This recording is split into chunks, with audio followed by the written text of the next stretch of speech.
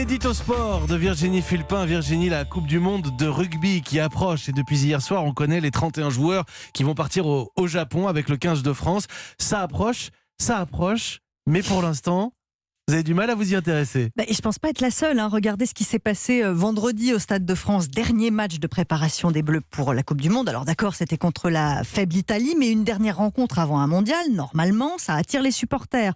Là, ça ressemblait à un match à huis clos. 25 000 personnes en tribune, dont la moitié d'invités. Ouais, ça sonnait creux. Et puis faites un petit test autour de vous. Demandez qu'on vous cite, par exemple, 2 joueurs du 15 de France. Je vous parie que vous n'allez pas avoir beaucoup de réponses. Et je vous remercie de ne pas faire le test dans ce studio. Pourquoi est-ce que cette Coupe du Monde ne passionne personne en France, Virginie? Il y a les résultats du 15 de France qui n'aident pas. Ça fait des années que cette équipe patine. Alors, petit scoop, les Bleus ne gagneront pas cette Coupe du Monde.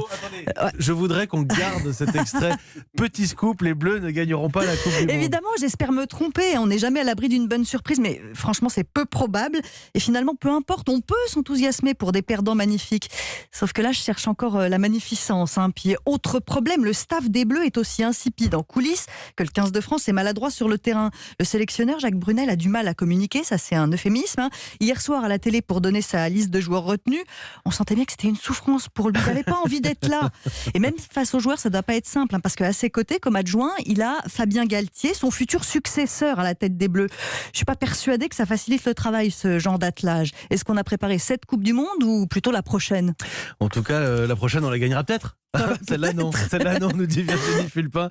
Dites-nous si vous êtes emballé. C'est vrai qu'il n'y avait pas grand monde au stade. Bon, pour ce 25 dernier 000 match, personnes. on verra quand la Coupe du Monde va démarrer. En tout cas, vous pourrez la vivre, la suivre sur Europe 1.